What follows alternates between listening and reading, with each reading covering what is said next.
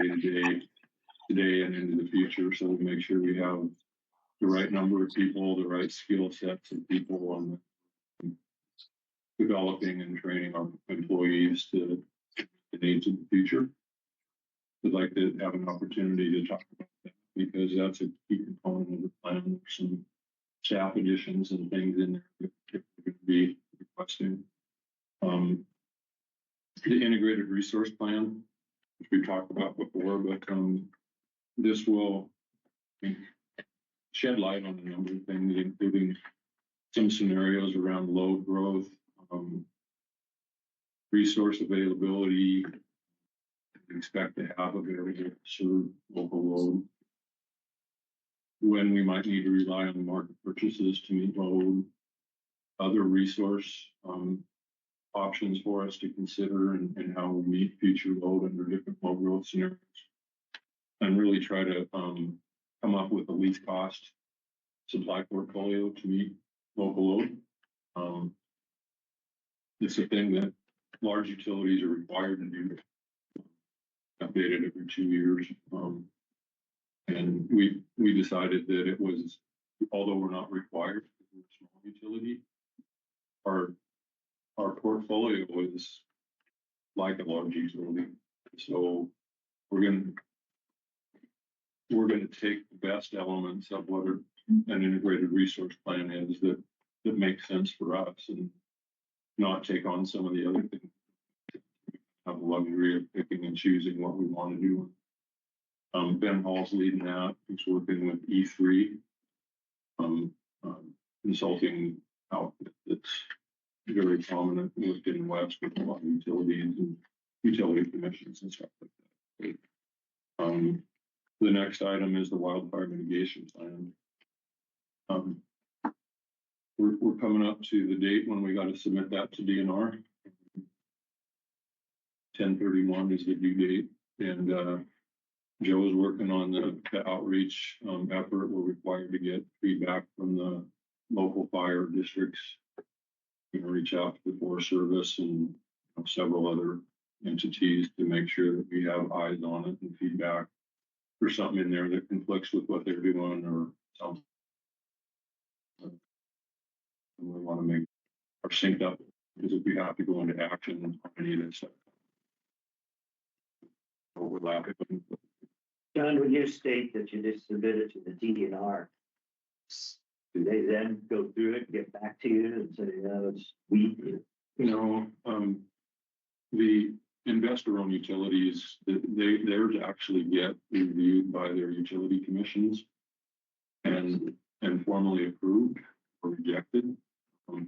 For consumer-owned utilities, that's been a contentious point of discussion. I think you guys may have heard a little bit about that at the Waputa meeting in Wenatchee with the Energy Committee. I understand who authorizes or who approves that, who oversees it, who puts their stamp that this is good enough and it passes muster. So when a consumer-owned, some are suggesting that we submit that to a party for review and approval. We should probably talk about that because that local control thing is pretty big, I think. And were you at that meeting?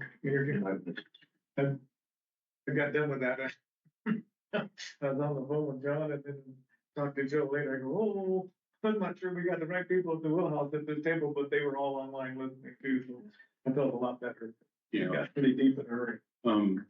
So my assumption, and you guys can correct me here, but I just view this as being in the purview of policy setting elected board, and we'll present you a draft of the policy before we submit it. If you give us your blessing, we'll be good to go. And if you have concerns or things we should do differently, then you tell us. And I can imagine who the third party probably being set to be the attorney when we get sued. Shoot, like Inman's being doing today's headline.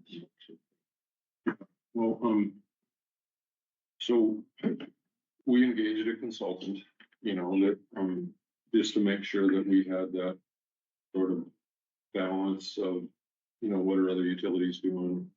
Making sure we're not going overboard. On underboard either, because we want to have a credible plan, but policy that we can all look each other in the eye and say, we're doing all the reasonable stuff. Yeah. Right? And somebody can always, after the fact, criticize you, well, you weren't doing that. Well, you can dig into that no matter what, what is it? So we think we're gonna have a pretty good balance based on the input of our consultant, what we've actually observed ourselves from looking at other utility Yeah. plans.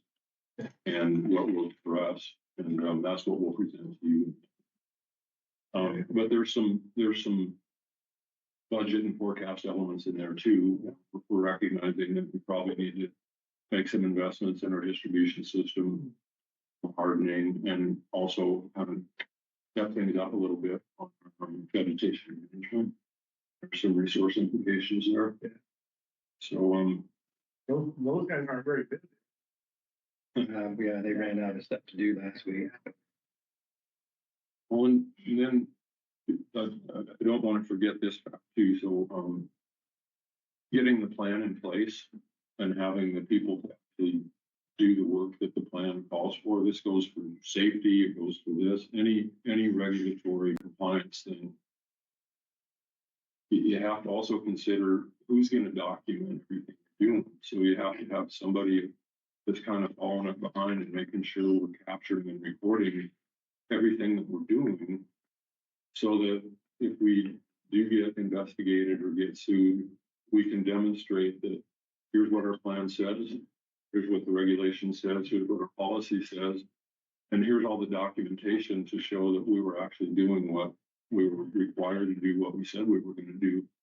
In that world, if it's not documented, it didn't happen. So, you can have the best policy in the world, and if you don't have the staff and the tools to document everything, it's worthless. So we need to make sure that we have the tools, the staff, and the resources to document these things too, so that we're insulated as much as we can be through best efforts, best practice. Do you think there's software out there? Does this kind of tracking, is everybody gonna run off, design their own, like since this at the first? There is, and we're actually looking at some of that stuff, like on the safety side. Part of what Adam is kind of spearheading is trying to identify the proper tools. Tree trimming, I'm sure falls into that. It could be that, it could be a different system, but we're looking at all that. Right? So that's another potential investment that we might need to make, is some additional technology, software tools to be able to do it, and also some hardware. We need devices out in the field to take pictures and snapshots and upload things. We need to have some of those too. So, these are just things we have to consider, and we're trying to make our best effort to incorporate that into our plan and our forecast, so that we can consider all of that when we're setting financial policies and coming up with, proposed rate adjustments to make sure we have the wherewithal to do those things. The Climate Commitment Act, this is an interesting one, but this is one I think I would suggest we wait and see what happens. There's an initiative on the ballot to repeal this, and since diving into it, if it's going to be repealed, so we'll have something to present for that if it doesn't get repealed. But we have a little deeper dive and understanding in that particular thing. The Clean Energy Transformation Act, CETA. So part of CETA will be covered in the Integrated Resource Plan, because that's kind of the progressively moving to a zero carbon emitting resource portfolio over time. But the low income energy assistance portion of this is another part of CETA that's a mandate that you guys approve some changes to our rates and credit policies at the September 17th meeting. I think Sarah presented to you, which changed the threshold for qualifying for low income programs. That was because the early indications of our audit is that our current programs weren't qualifying for that. You approve changes to that, which is going to mean that more customers will be eligible for the programs. And we want to make sure we can talk through the implications of that, because when you're providing more assistance to a population of your ratepayers,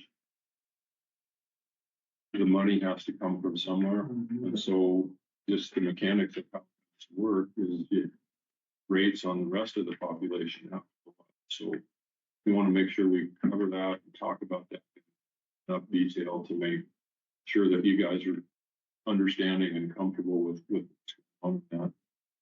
And then the second item there under that is just our low income programs in general. A lot of utilities, when they're making rate adjustments, revisit their low income assistance programs, and sometimes they'll make adjustments to those to kind of soften the blow on certain segments of their customer base. You know, maybe increase the amount of low income assistance available, make it available to more people. I think it's worth diving into that and, you know, philosophically, how does our PUD view those things, and making sure that we understand your philosophy and position, and that this is going to be the way we approach these things, so that we have kind of marching orders on how we're going to go out and engage our customers, and how aggressive we're going to be promoting that stuff and all those kind of things. These two things could go together. I just kind of listed them separately because I want you to understand the mandated portion of this, which is the CETA law, but the rest of it kind of wraps into our overall philosophy and the low income programs that we currently offer. Discussion around whether we should be doing more than I think that's an appropriate thing to do, and it does impact what we do with rates. So I think we need to have a conversation too. But those are just the things that I thought about. Hearing some questions I've already had. I wanted to open it up. You know, I gave you guys an early peek at these in my email over the weekend. But is there anything on here that you think we don't need to cover? I think the other question should be, is there more that we need to cover? Well, that was my next question. Yeah, and I don't think we need to reinvent the wheel on some of the stuff, but so I really appreciate you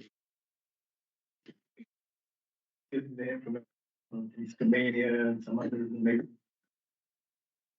Cause that was report, I think it was. Yeah. Yeah. Maine and Ponderay counties have similar energy burdens per household. Maine APA began ramping up surcharges in 2022 that will increase each year until they hit nearly $11 a month added surcharge by 2030.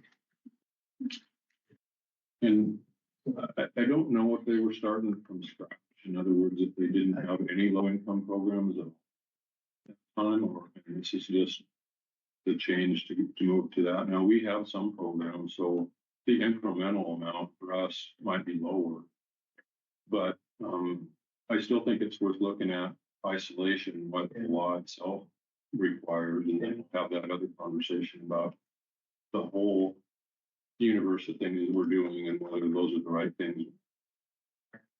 I think the only other comment, going back to the CCA, Senator Sheldon, who's no longer senator, but will always be a senator, made the comment, don't forget Washington State tab.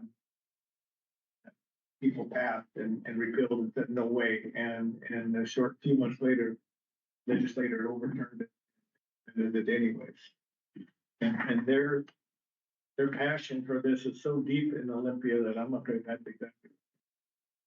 Maybe the voters are going to sound off and say no, and then they're going to come in the back. So, as much hope as I have in November, I think that's In that same vein, for John, in your rigorous research capabilities, what's your feeling being turned over? Unknown? Was Seattle carried away or I really don't know. not a gambling man? No, and you wouldn't want to take my thing on that anyway. I usually get those wrong. I'm trying to guess who's gonna win Okay, get your quarter out. Here's one. That was done in, That was a little while ago, right? that was a while ago, and I think it's, I think numbers have changed somewhat, but maybe proportionately. This was done in July. 48% to refill, 34% to keep, 18% uncertain. You know, I know you guys know this because it's been a conversation that we've been doing. This is just, these laws are just, not just chipping away, but they're slashing away at local. I mean, they're social engineering, redistribution of wealth up and down from Olympia that's being forced on utilities. And utilities are an ideal mechanism to carry that out. Because we serve, you know, our territories, and if the utility can be forced to do something, then the state has a utility as a tool to implement what they're trying to do. I'm not opining on whether doing some of these things is a good or bad way it's being done. You know, with mandates, it takes away local control. You know, you as the board and us as, you know, people that work here, should know better for, you know, what our county residents need, what our customers need, than somebody in Olympia that's demanding that we do things for certain. I think that's kind of the icing on the cake, why we go to Olympia and why we go to. What they hear. You know, I believe this, that kind of old paradigm. Now they meet behind closed doors. We see it with the Columbia and Snake River dams. Then we see it with the Columbia River Treaty. They don't care. They don't want to. They'll make their mind. BPA wasn't even involved.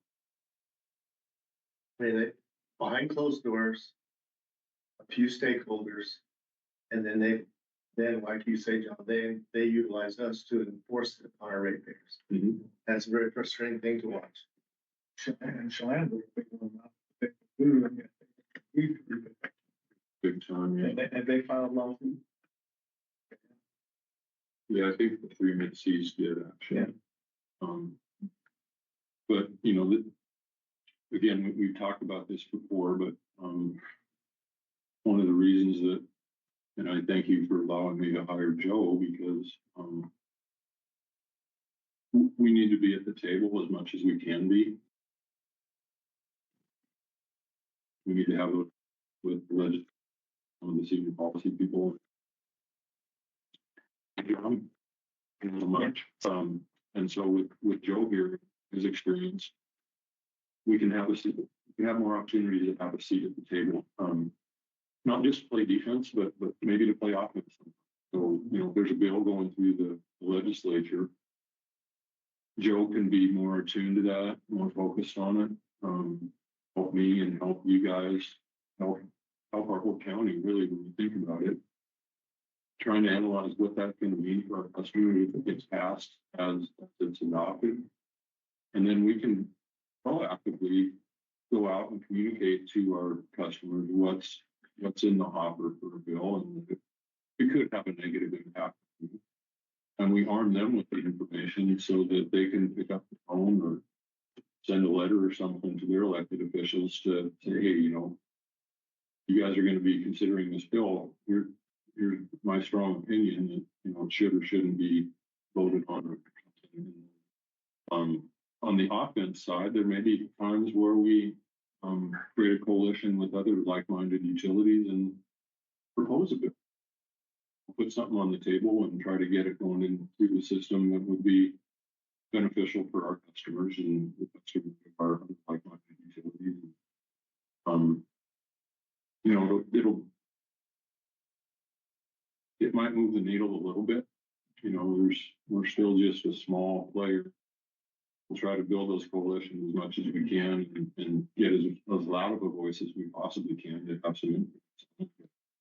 I think we owe it to our customers, you know, we should be looking out for their best interests, both on the defensive side and on the offensive side. And like we talked about at the county representatives meeting, the other day, ideally, we'd have kind of a set of common legislative priorities for the county. And the three of you, you know, talking with the other commission, other elected officials for the county and the board, we ought to be able to settle on a common set of legislative priorities for the county, because we all represent all the same people.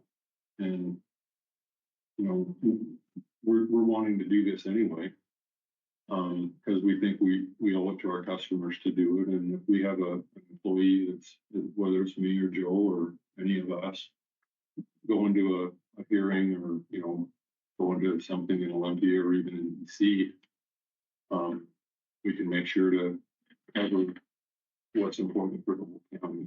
We can't see anything that would really conflict, hopefully, between what is important to the port versus the county commissioner versus the three of you. But that's something we'll work on to do going forward.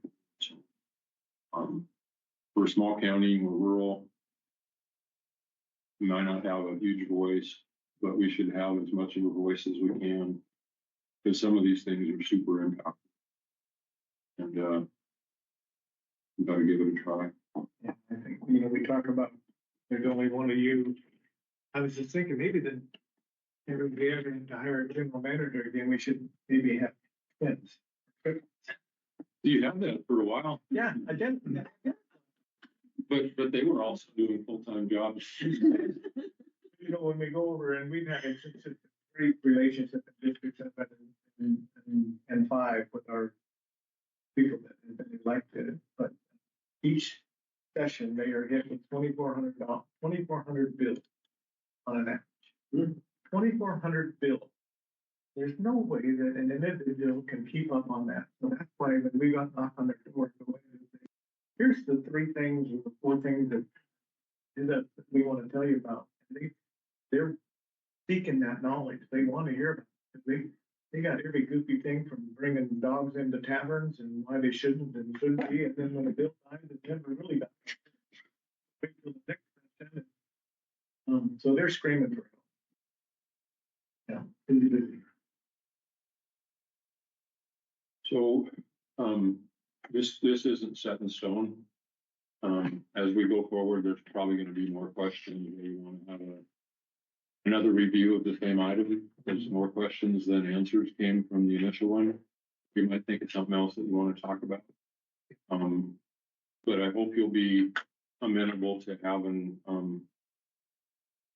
perhaps a bit longer board meetings, or maybe even having more meetings to cover all the topics that we kind of need to cover. Because this is important stuff. I'll make sure they has the information you need to make some decisions. I like the idea of, I mean, nobody want to meet longer than one. But, you know, you normally on a board meeting day, you pretty much block that day off on your calendar for the day. You pretty much steps, and so I'm all for meeting longer. I mean, I know thinking about commissioners putting in an 8-hour day might make their hair stand on end, but you guys do it day in and day out. I think on a board meeting day, you might need to be longer. Take a lunch break, come back and at it, and tackle some of these things. Yeah, we can work whatever works for you guys. A lot of utilities will have a business session in the morning and then a study session in the afternoon. They'll get all their action items and all that kind of stuff done in the morning. And have study sessions to do deeper dives into other topics. Yeah. It doesn't have to be that way. If you want to do 2 meetings that week, one of them, you know, both in the morning or something, we can also do that too. So I think we realize busy people. Day in, day out. One more meeting, one more meeting, one more meeting. Whatever works for you guys. Engage for anything. well, busy over the next, 4, 6, 8 months trying to pull all this stuff together, but we need to. Hey, John, so, your methodology for studying this and educating us, looking at all these detailed topics, it's fantastic, and it's really, I really appreciate it. My hope is that Joe is able to put together a forum to reach, maybe even have little conferences in our community centers up north and various locations such that, very few people, as we watch the virtual attendance, very few people attend these meetings. And so that this message and this methodology will be a welcome change for all of the ratepayers. So I think that's something really to be utilized. Yeah. Thank you, Dave. Yeah, we're looking on that right now. We had a meeting yesterday, so we're pulling in one of our project managers to help set up and actually manage it as a project, our whole strategic planning. So we want to start with the end in mind. We want to have something really adopted by the end of June. We back up and think about all the things that we want to make sure we cover between now and then. That'll include some of this stuff. And that customer outreach is going to be a really key component. Well, what types of meetings do we need to have? What other communication channels are we going to use? And so part of that's going to be just getting out and talking to people to see how we can best communicate with them, and making sure we can get the message in the hands of the most people we can. So that's a big part of what we're trying to do too. So thanks for. All right, well, thank you, John, for your detailed report. I agree with. Need a deeper dive, a better understanding of a lot of things before you can make decisions. So appreciate you putting that for us. So appreciate you for putting me way behind. Okay. So that concludes your report for now. We move on to the 2025 budget, and I assume that Sarah? Yes. All right. Try to get you back on the schedule. So we kicked off as a management team our budget process the end of August. We started with getting to about capital projects coming up for the year, not just capital, they all tend to involve multiple departments, so we could talk about resources available. And then I had budget submissions due to me over the course of September, so I'm working on consolidating those.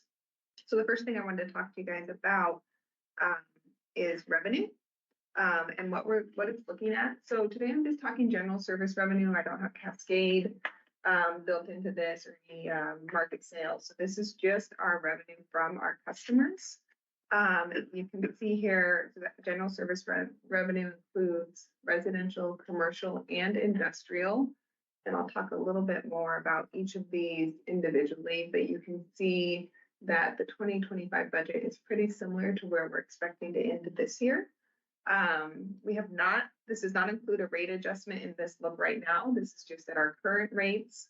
The last rate adjustment we had was January of 2022. So 2023, 24, and 25 comparable on the rates there. The differences are just customer count and usage. So 2022 is our highest year here standpoint.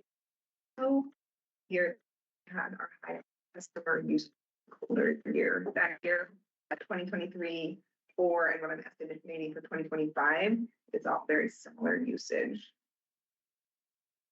You see that a little bit more here on the residential. So these bars here are customer counts. You can see I'm forecasting just a slight increase in our customer account. We average, so for the budget, I'm assuming 1.4% increase in customer count.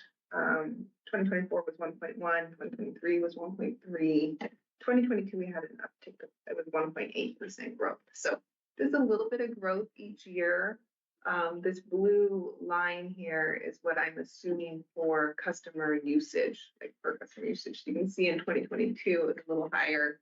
It's been pretty flat these years here. So that's the input we use to estimate our residential revenue. Commercial revenue is pretty, going back to the first slide, commercial revenue doesn't really change a lot. That's this bar here in the middle. It's pretty consistent. It doesn't fluctuate on customer count or on usage. The commercial customers aren't hit really by weather like our residential customers are. I am projecting a little bit of an increase here in 2025, and that is a reclassification of some industrial customers to commercial based on their loads. So their loads have dropped and it just doesn't qualify them as an industrial customer. They're still a customer, just moving them into that commercial classification. So on the industrial, you can see here, so I have customer count on the left, and that's the line. So you can see this line here, how our customer count for industrial customers has changed. The blue bars is the usage. So I am seeing a drop in usage. We saw this here from the mining operation up north dropping. And then also here in 2024, in addition to that, moving a couple of our customers to commercial. So that's the change So there. Sarah, myself, I'm kind of particularly stunned. We have that many industrial customers. So it's 6. So the 2024 budget, so the customer count is on this side. Oh, And the megawatts, which is the bars, that's why I put the numbers in here, 'cause it's kind of hard, so what's the 37? 37 megawatts and Okay. 6 customers. Okay. Yeah. I was thinking 37. That's Yeah, that would be a lot. right. I was gonna have you name them all. I can name the 6, but, so that's our general service revenue, as John said, and working through April on the forecast, we're looking at rate adjustments that might be needed, so that'll be coming in a future meeting. I'll also give you a full revenue look, including market sales and Cascade and that. I just wanted to give you this brief revenue update. I also wanted to, the other thing that we've been talking about as a group is our capital expenditures.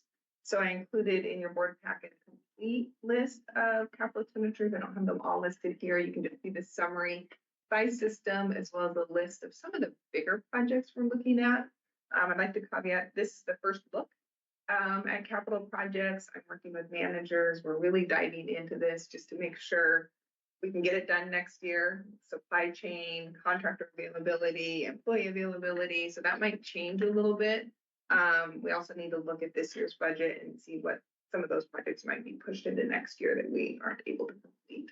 So this will be a work in progress, and we'll keep you updated on how we change that as well. So I have viewed this in my homework day yesterday, just kind of a couple comments. I think at a leadership meeting with John reference we had up in Ione, the county before county said they're going line item by line item, looking at things. And I had my weekly chat with John and said, should I go line item by line item? He goes, well, you probably shouldn't do that. But a couple things gonna pop at me, and then I want to kind of make it overall. First thing pops at me is the Pine to Cusick reconductor. Is that on transmission line? No, that's distribution. Good. All right, so that's answered. So I made the determination to follow, and this is not usual, John's advice. So I decided I'm not gonna go through line item by line item. But Kurt did this kind of when I first came on board. We kind of hit the disaster of the newsprint plant closing. And he looked at the general manager and says, you need to cut, and you have to refresh me on the number, $3 million. And that's when it hit the fan. We had to let some employees move and do this, that, and the other, followed your board. So you remember that? I don't think I ever remember telling the general manager specific number. Okay. Yeah. I vaguely remember that, but he cut, and it was pretty drastic. Yeah. That's pretty simple economics as far as dollar in, dollar out. When you lose a large industrial load like we did. That's I think pretty common that if you're gonna do it, you either gotta cut or raise rates. Or a combination of both. We did both. We did that. Yeah. So anyway, I guess where I was going with that is I would like to see the budget reduced. General manager should get the team together, said, okay, we got a 15 million or 14.4 million, I want you to cut 10%. And where's that coming from? To 10%, Or just why does it need to be reduced? we're spending too much. How do you determine that? And we're not spending it fast. I So do, let's go back to what you just said earlier. We cut back a lot when the paper mill shut down. Mhm. That doesn't mean that the need for those things went away. You guys have all asked, well, why is our cash balance? Why has it been going up? Well, part of what we'll show you in our capital forecast is we haven't been able to meet our capital spending needs for supply chain issues, for contractor issues, for employee availability issues. Since then, I mean, and we've got a wave of things that we have been deferring or delaying, partly because we were instructed to, and partly because of things beyond our control. And we have a backlog of stuff that if we don't catch up on that pretty quick, we're gonna be in a world of hurt. This is part of the conversation we'll have when we do a deeper dive, but I'm just telling you, just a fiat to reduce the amount without understanding what's in there and what's needed and why it's needed, it's not the right thing to do. I'm not sure if I totally agree with you. You can kind of challenge people, so relook at your budget and see if you can reduce. Well, we do that as a matter of course. Yeah. Yeah, and that's what we're doing. We're looking at, okay, we know, at this first look of projects, I would say most of the managers are confident that these are projects that need to be done. But now what we're doing is evaluating, can we get the materials in time? Can this actually happen next year? So we're looking at all that. Or is this really a project we want to pursue now? So that's what we're doing during this process. And, I'm giving you little pieces now, but until we look at a full holistic look, here's our revenues, here's our costs, here's the bottom line, here's how they impact these financial policies. You can't really make decisions on spending or revenue until you look at it all together. So just giving you a little glance into the process and where we're at as we move along. So, thank you, Sarah. So, Sarah, before the pandemic and when quarterly reports were provided and you have the capital spending, budgeted and actual spending, was that a different kind of a presentation before the pandemic? I mean, the actual and the budget amount were those graphs like almost right on top of each other? Were jobs, those capital projects, were they being completed using their budgets? Oh, hey, look. It was, They were- it was yeah. closer. It was much closer. Yeah, and then we, really, supply chain issues was one of the biggest Mhm. ones. And then we also, even in that, like transformers, for example, is a great example, because we used to spend 300,000 on transformers. And we're spending 3 million on transformers and we can't get them in. And so then you have a huge gap. The gap has gotten much bigger since the pandemic.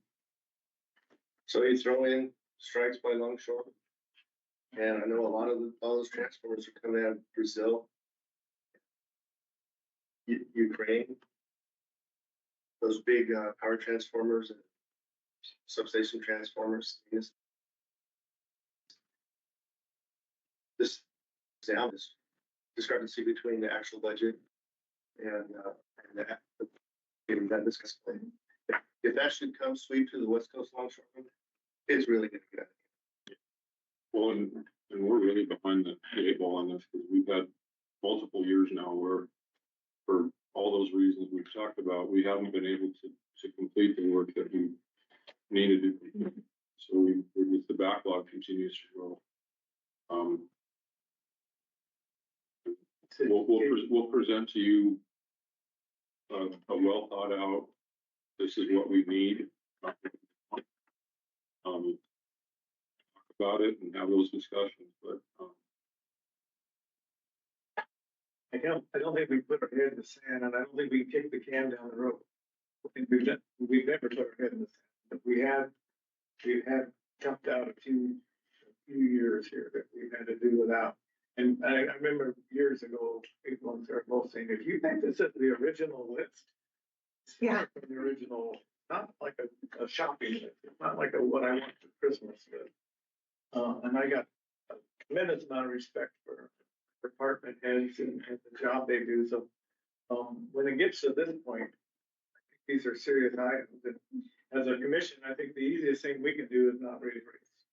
That's easy, not to raise rates, get over it. The hardest thing we can do is to raise rates, to knowing that, things are getting more and more expensive, we put this down the road. And we got it, and at the last, rate hearing we had, we only had 2 members of the public,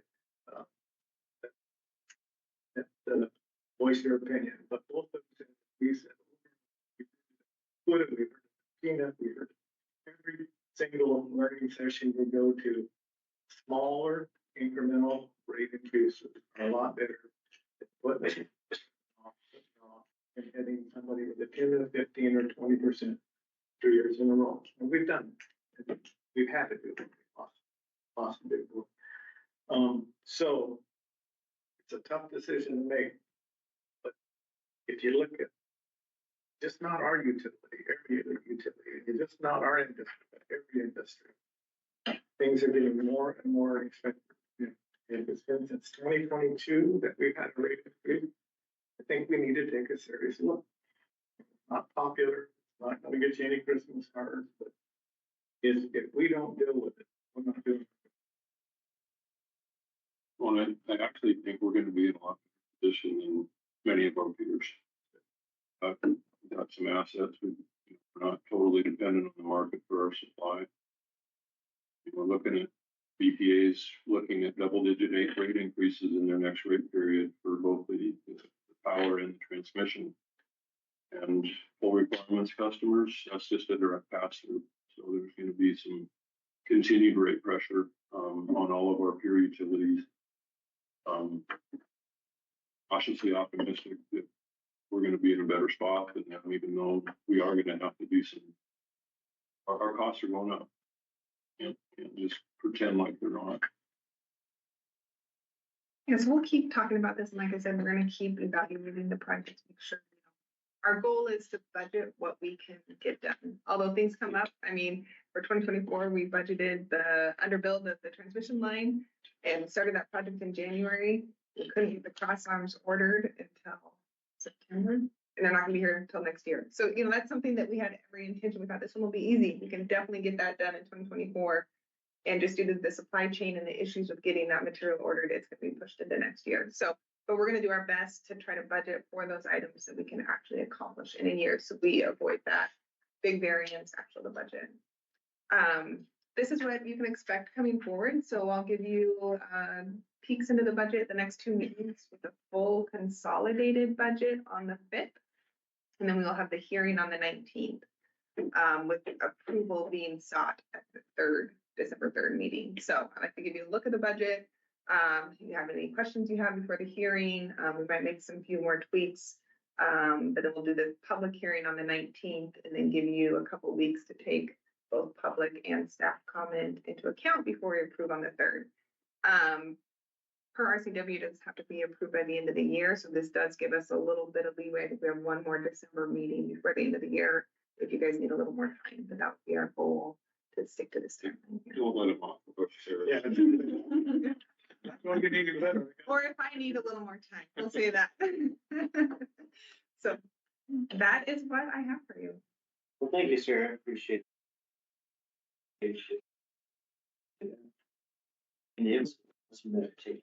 So, we're gonna kind of process. It is a process. So I'm gonna take executive privilege and jump around on the agenda. A few minutes, I think I'm gonna move Next item is action item, and then say, after business from the public, there's a presentation on the S230 KV switch. So, okay, with my fellow board members, let's talk about the approval of the dark fiber lease. Nick is on. And if you can't, I can give a little preface here. So, per our CNS policy, any dark fiber leases require board approval. So, the policy states that, we can rent, minimum of 2 strands, to someone, but it does require board approval.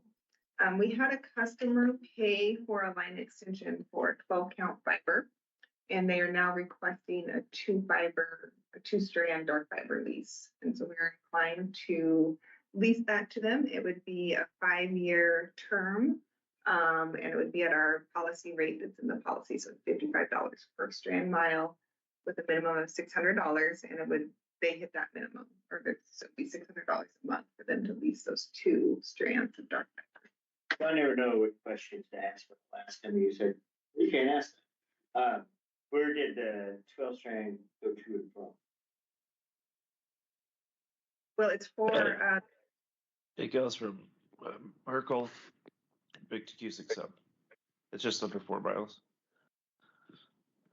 Then to Merkel and somehow just next to our system at a junction point in our system. Where we get this. Yeah, we built the 12 count for them for a lit service. That they still continue to use as well. And they pay for the build. so they paid for the build for that 12 count fiber to go from Cusick to their site. They take a lit service from us as well. They're just, what we're noticing is they're looking for a lot of redundant fiber services. So they have the lit service on the 12. We have 2 that we are able to lease them for dark fiber so that they can do their own service through They them. were all the way in Spokane. Just, they're only leasing from us from Cusick to the site. So I don't know what they're doing from Cusick to Spokane. It's a service through NoAnet.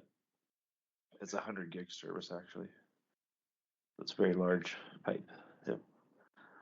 Right. Just wanted board approval to lease that infrastructure. The reason we ask for board approval is just because leasing dark fiber, I mean, it does, as you know, Joe, that's our resources dedicated to them now. So it's not often that we do lease dark fiber. But since they paid for this build for these 12 count fibers, we felt that it was an appropriate thing to do. That was, I guess my question is, the reasoning that come to the board for that. It could be a policy update and require general manager approval. It's one of those last minute things. We're like, oh, we need to go to board for this. I think that really should be an operational decision with probably general manager approval going forward. But since it's in the policy now. It's kind of a real sensitive subject. Yeah, maybe. But I think that's kind of like. Fine with the person that whatever mechanism that takes. Okay. Next time we do a policy update, we can remove that and change it. Okay, thank you. Okay, so I guess with that, I'm going to seek approval of the dark fiber lease. Chair will entertain a motion. Make the motion. On second motion. Moved is moved, Curtis seconded. Any further discussion regarding the lease? Hearing 0. Please indicate approval of the dark fiber lease by saying aye. Motion approved. Unanimous. All right, so we have a 9:51. Let's take a little longer break, stretch in, get the coffee, and reconvene 10 a.m. sharp. At business control.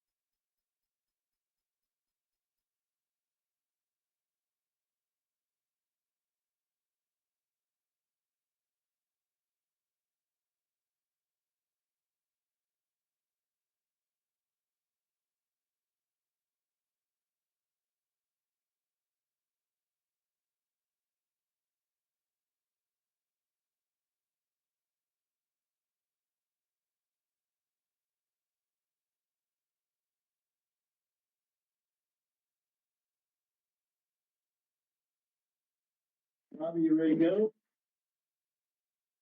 In order after our short little break. Just since we modified the agenda a little bit. First thing naturally is 10 o'clock as we jump into business from the public and the comment period. We start with the Bruin Law. Thank you. Okay, well, thanks for being here. Appreciate it. Yeah. And Gretchen.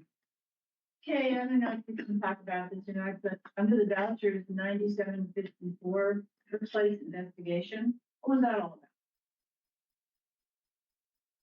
about? What was, The workplace investigation. We hired somebody to come in and, investigate a matter we had with, some employees. Okay, so this is the personnel one. Yeah. Okay. And then the only other thing I wanted to ask is, did the ESA with Cascade get analyzed and in place? good question, Bravo, it's the same question I had. All right, so then I have to clean the room. So I jump out in the virtual world, and I'm depending on Karen to tell me if anybody's excited to speak. And I'm not seeing any hands raised. So locally, I reach out if anybody wants to have a comment. Feel free to unmute, talk away. Hearing none. Go ahead and close this is from the public and open comment period. And then jump back up to the US 230 kV circuit switcher update, spare equipment. Stacy. Getting a presentation on here.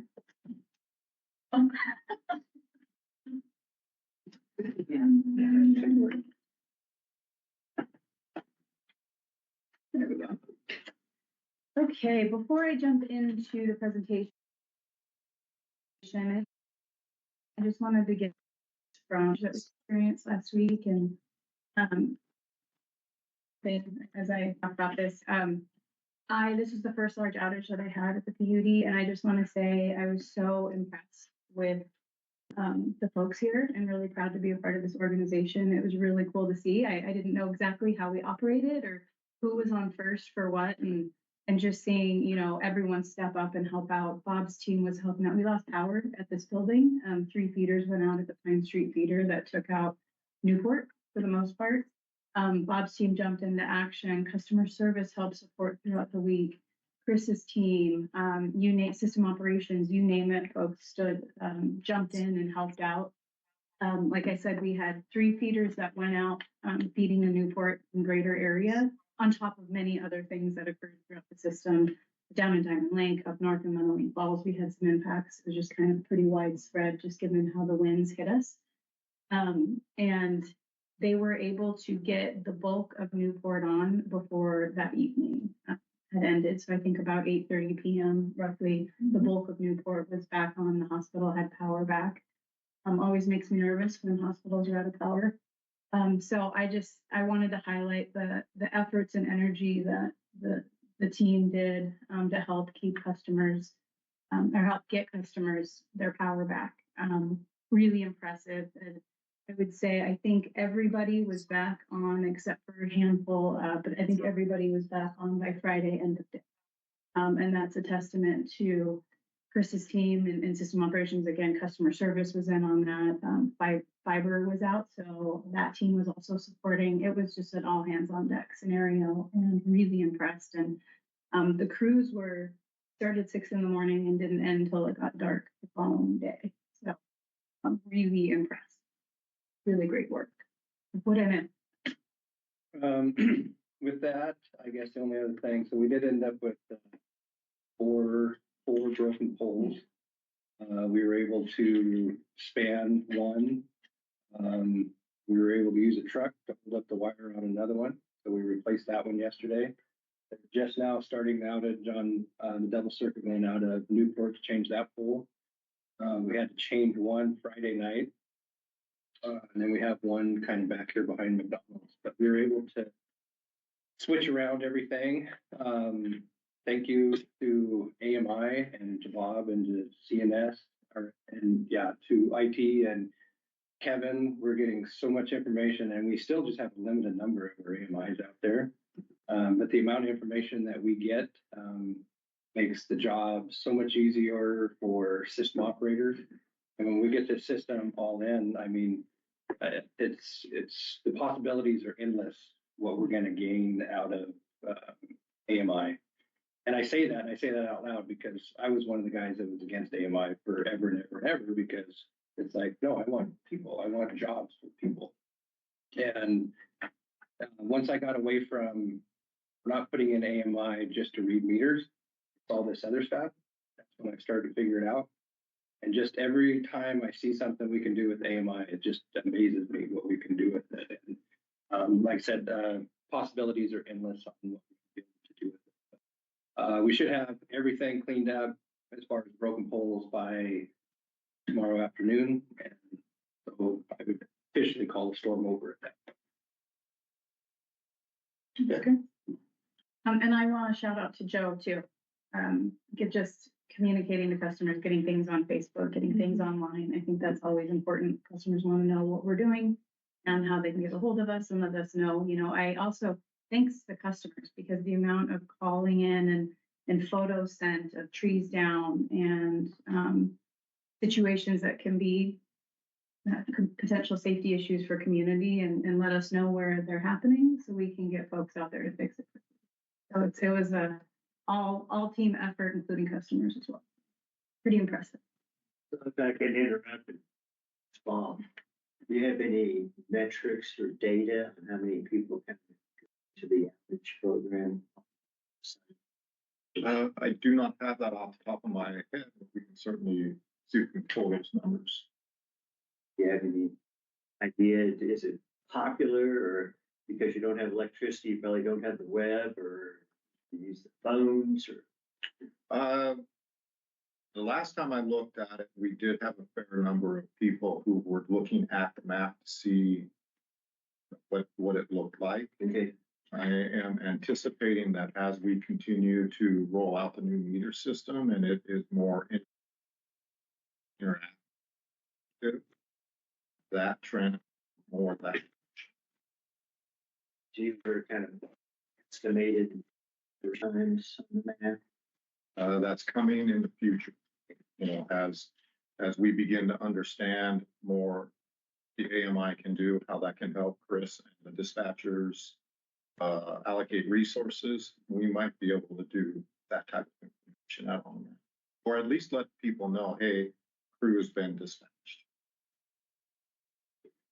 Yeah, that's a very dangerous thing Yeah. to do. Yeah. It's hard because you don't lay eyes on it, and you're trying to make guesses. Then you get out there and you're like, oh, we can do this, and then you run into something, and all of a sudden it's like, yeah, we're not going to get this for nothing.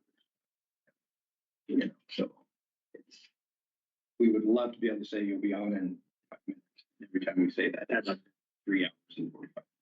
So Yeah.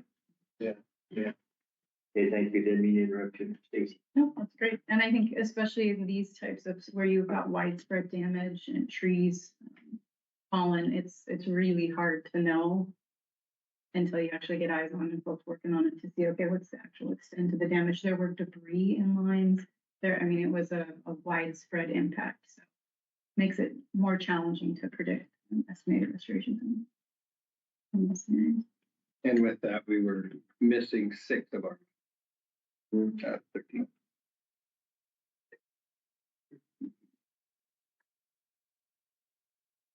We had a couple of customers didn't come back on because of school. Mhm. And again, I asked you this, but I was contacted by an electrician that Fish River. Is there any way I can get on a list? So but that's not our work. Yeah. So that work comes from the customers. So if we have to disconnect because a meter base has been tore off of a house, we just disconnect it and say you need to contact electrician. We're more than happy to hand out cards because we really don't have a lot of electricians around here. So if he wants to drop off cards here, we just kind of give those Okay. to the guys and they say, you know, here's 3 electricians that you can call. So Yeah. we don't recommend or do anything like that. We just say, here's some. We also have a list of local electricians we give when customers come in for line extensions, because they need them, so we can add them to that list. Be wise to maybe put it on the website. Electricians. Meter, whatever, and just tell the customers and please look at the website, you see a list of electricians. I would think we could do that. We just try not to recommend Yeah. any. Yeah. This one, Certainly has a disclaimer. Yeah. Nobody's recommended, here's a list. Yeah, and this guy's been here 5 years now, and he's busier than everybody said I'm busy from where I came from. And I want to stay home. For the Twin Cities and stuff, like that, just to be in the Newport. And before Stacy continued, I just wanna say that, it was really cool watching her jump into action too. Just her kind of take charge, leadership, going, you know, through her experience brings to the table. It was, I knew we got a good one, but now I know even more. It's fun to watch. Everybody, but, you know, I just wanted to mention that Stacy played a huge role in it too. Okay, I'm gonna jump into my presentation. I will try to keep it short and sweet, knowing that we are a little bit running a little long here. And so the US-230 kV circuit switcher update and spare equipment program, this is for information purposes, for future conversation. No action will be requested today. Just wanna share an incident that occurred that brought up some really good questions for us, and just kind of talking through what we should be looking at and planning for the future to mitigate any potential risks. So on September 20th, at our US-230 kV bus and switch yard, we had an outage to one of our large customers that caused our circuit switcher to operate. It cleared the whole bus, so BPA's breakers operated and our circuit switcher operated. Later that day, we were intending to re-energize our system to BPA. It's another interconnection point to BPA. And then it hits our 230 to 115 kV transformer and then sends it off to the rest of our system through Pine Street. So it's an important interconnection point for both us and BPA. At that time, we determined that we could not operate the circuit switcher remotely. It would not close in, which is a problem. So we had to dispatch a group of folks here, and I got them listed here.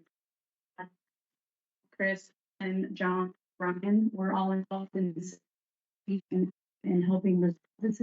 And ultimately, the reason why I wanted to talk about it today is it brings up a concern. The circuit switcher is of a 1996 era. We do not have any spares on hand. We don't have any large equipment or long lead spares in general. And it would have created a potential problem in that we could not reconnect to BPA no matter what our customer was experiencing, whether or not they were ready to reconnect or not. So I started asking some questions and to try to better understand, well, what do we have in spares and how old is our equipment? And then wanted to start that conversation because again, us not being able to connect to BPA and to the rest of our system can cause potential issues in the future. So Gonna ask, why did the circuit switch off? it operated due to an incident on the customer side. So protecting upstream infrastructure, so to kind of jump into aging infrastructure, one of the Need to interrupt, but are you gonna tell us how you fixed it and got it going again, or? the circuit switcher? Yeah. Yeah, well, it's not a pretty way. By manually operating the mechanism to eventually get it to close and align. Not ideal, never ideal. So the plan there is to bring in the manufacturer's rep and bring in somebody on site with our crews to get out there. But we do have to plan and schedule outages with the customer in order to do so. So long-term fix is to bring it to have somebody look at it and bring Southern States in to check it out. But again, we have to do that around, customer outages and make sure we coordinate with BPA. So it's communication problem. Mechanical mechanism. So there is a piece of equipment up on this bottom area here that wasn't connecting. And, so when they manually operated it over and over and over again, it eventually was and closed. Which anytime you have those types of problems, it's kind of, I would liken it to the way I used to bang an old rear projection TV to get it to work. Not a great long-term fix for a very important piece of equipment, which is part of why some of my concerns and questions started popping. Of what do we have? What if this equipment, what if we couldn't get it? What now? What type of scenario are we in? And what does that do for our customers? And what does that do for reliability? And again, that connection with BPA. BPA had some work going on that they wanted to get reconnected with. And Stacy, and Chris, could you guys talk just a little bit about how many customers might be impacted if we weren't able to operate? So, honestly, it's not a matter of customers affected. I mean, Cascade would be the largest, but there's things that you can do to get power back to them. The worst is you lose your interconnection with Bonneville. So that's one of your alternate feeds to our transmission. So if we have a fault or something happens and we don't have that feed, that's when all of a sudden you can start to affect a lot of your customers. You lose any kind of N-1 type contingencies. So if we had that happen, we're not able to get re-energized, and we have a storm like we saw last week, we're in trouble. Those are the kind of things that you plan to mitigate against. So here's just a couple photos of some of our beautiful transformers and equipment out on the system. One of them pictured there is, I believe, the oldest on our system. I don't know if anybody dares to make a guess at which one is going to be the oldest transformer on our system. We'll go with the right. It is Medellin Falls at 1958, or excuse me, 51. The T2 transformer. We actually couldn't find the date. We were digging, and Brian Marcingale was digging. The date was scratched off the nameplate. You couldn't see it. It had worn off. So my presumption, it's somewhere in a similar vintage of 1951. Diamond Lake is 2005. Pine Street is 1998. The US 230 to 1 is 1996. Fox Canyon is 1970. Most of our circuit switchers on the system, the 115 and the 230s are most of them are around circa 1996. I think Diamond Lake is 86. And then one of our newer pieces of equipment would be 2008.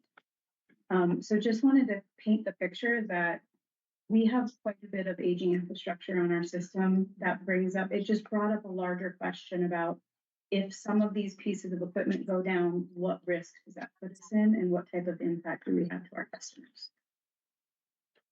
So I wanted to start looking at, well, what could a spare equipment program look like for the PUD?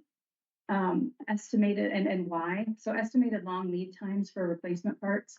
I've got them listed here, 230 kV breakers, 4 years. These are estimates, they're ballparks based on other utilities I've spoken with. 115 kV breakers, we're seeing that with the bids that we're about to go out with for around 2 to 3 years, or that 100 to 150 week mark. 15 to 115 kV transformers, 1 to 2 years, with 2 years being more prevalent. I was pleasantly surprised that we had one come in at 1. And then the big one, the auto transformers, the 115 to 230, are about 5 years out. So that is the USC transformer that we have. So what does that mean? It means potential extended outages for customers if we have some of these large equipment pieces fail, and reduced reliability. So like Chris had mentioned that 230 kV circuit switcher at Usk. If that fails, we lose a very important interconnection type of BPA that provides us some redundancy on our transmission system. So again, all of these things play into potential extended outages. So, circuit switcher and maybe interchangeable. Not, so they technically are doing the same function, but the reason they can't be it makes it very challenging for a couple of reasons. One, circuit switcher's physical dimension is typically smaller than a circuit breaker, so your foundation might not be adequate, your clearances might not be adequate. Another component is we use our circuit switchers as a visible open for work to be conducted. And circuit breakers have to have switches on either side of them. Otherwise, you can never touch that breaker. Or you have to operate another device upstream or downstream of it in order to have that visible clear for safety clearances. So they're not a one-to-one. There would be design changes. You'd have to review foundation. You'd have to probably pull bus out to put a breaker in.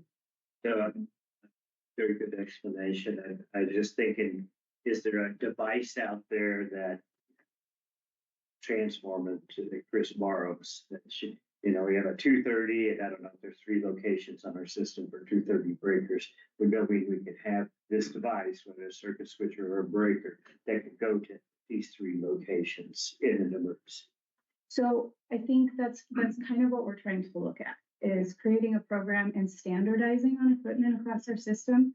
Because we've got some, we have a 115 kV breaker and the rest are circuit switchers, so they're not interchangeable. So trying to, as we build Bear Mountain and as we continue to make changes and design changes on our system due to aging infrastructure, we want to start aligning and creating specifications so that one, parts are easier to come by.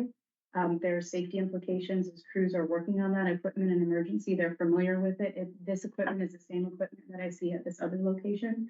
And then there's also some benefit if we talk to our neighboring utilities to say, what are you guys using? What do you use?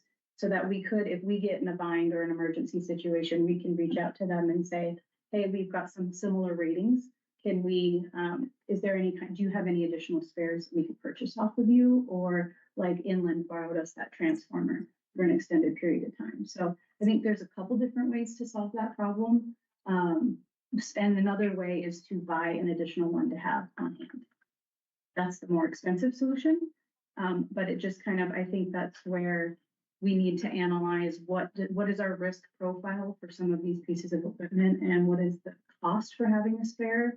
And is there a way to partner with neighboring utilities or other PUDs in Washington for that? Their investor-owned utilities have a transformer share program. I think it's called the STEP program. So I think I want to explore what those opportunities potentially are. So that's why there's no action today. It's information, and this is the start of the conversation about how do we protect our customers against these potential failures in our aging equipment. Did that help? It did. Thank you. So next steps on this, I want to review with the team due to equipment failure.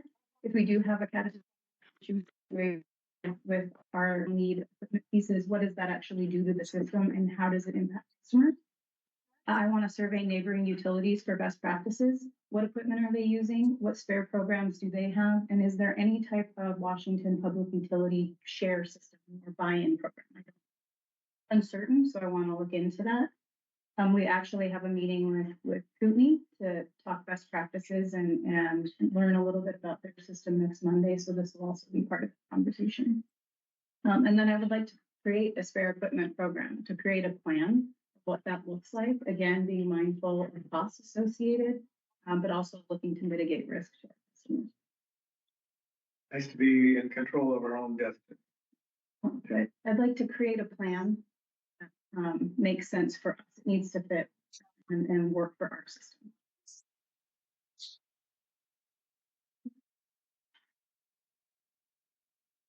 Thank you.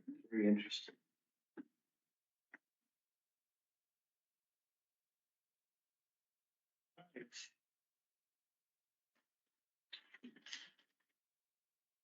Sent the forecast review. No. It's the 2:30. Oh, yeah. Okay, so I think we then jump to, commission report. Commission business and then forecast review. So let's start with commission report. We'll start with you, Dave. And you always come over here. Yep. You went to the meeting. You and Chris should lead up. I saw you up on the TV. Yeah, Okay. nothing like being in person, right? Yeah, Waputa meetings, always a load of information. It's very interesting to see the emerging awareness of resource adequacy by the Waputa people, and then the realization brought about by the Arctic blast in January, how now the policymakers are beginning to have their eyes open to the reality of the situation that they are creating. And now you're beginning to see people within the organization begin to speak about being more proactive rather than be reactive and being led by like a collar and a leash off a cliff. You're starting to see people put forth a proactive message. And I was taking notes. You'll probably be able to tell me who is making these comments, because when they're on live, it doesn't give the name Joe is speaking at this time. You don't have that realization. So some of the things that were coming up were very interesting. And before I get to that, the Chelan County and Douglas County, we're Grand County. We're kind of giving us an extension of the clean energy presentation that they had earlier in the year, talking about the status of their utility, the opportunities and the challenges. It's almost like they're the canary in our coal mine, in that they are talking about things that yet we haven't experienced, but it's spreading. It's hitting them first. For example, they talked about their load queues. People are prepaying to get in line to receive load, and to hear about one PD says we have, at this time, we have 1,700 megawatts in our load queue. The other one, Grand County, says we have 2,000 megawatts in our queue. And our infrastructure is tied up. Over the infrastructure, you just see the dynamics that would just overwhelm people. And so it's the market forces there are overwhelming that in many ways. I think, and I appreciate John's outlook on this, in that we can learn from that and we can prepare for that. We have to have a very conservative approach financially, such that we're prepared when that happens. I really appreciate it. And so here's kind of some of the comments that were being said, and I don't know who said it. The reality, this might have been Nicholas Garcia, the reality is emerging that policymakers are most likely to blame the PUDs for future blackouts.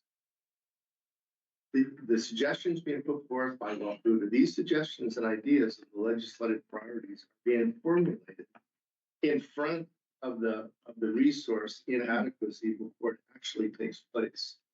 So this idea that they are idolizing the laws that are being pushed upon us, they're getting forward and talking about the consequences. So when it happens, they can simply send back and say, "We told you so." On this press release, on this press release, another active approach. I think that's very important. Another, this is a manufactured crisis. We need to address the source instead of taking it upon ourselves as PUDs and the ratepayers to be the responsible entity to solve the ridiculous policies. In there, rather than chase the solution and having to expect the ratepayers to pay for it, we need to be a little and stand back and say, you created the policy, you legislators and you policymakers. You give us the solution and the money for these unfunded mandates. It's great to see people now becoming more proactive. I really appreciate that. So there was a lot there, lots of notes, 9 pages of notes. I mean, it's great information exchange, and I really appreciate those people and the speakers. Shelley Short, Representative Shelley Short came in and gave a synopsis. She was right on the money. She was prepared. And so it's great to see a growing awareness of the status that we find ourselves in. Great, thank you very much, Dave. Appreciate your intensity of being there and writing 9 pages of notes. Yeah, I too attended the Washington PED Association meeting, including the tour of the hydrogen project, Douglas County, which is fascinating. I think the first stage is 5 megawatts. I think it will eventually go to 20 megawatts. Big facility, and I think it said 40 million, if I can remember right, which I thought it would have been more than that. They're just looking at their substations. I mean, I guess substations are expensive, but they're bigger than what the price tag really is. So I left my camera in the car. Gretchen told me I had to take a picture. Then we got on the bus. I don't have any pictures, but it was So, give me Kurt, that when you say 5 megawatts, hydrogen produces 5 megawatts of energy. I guess that's the. I thought they sound a lot. I think it's how much they're feeding the process to generate hydrogen. So it's drawing off the grid. They said it will take, and they got storage units and whatever, and then trucks will come in and show us how they come in and take 3 hours. Oh,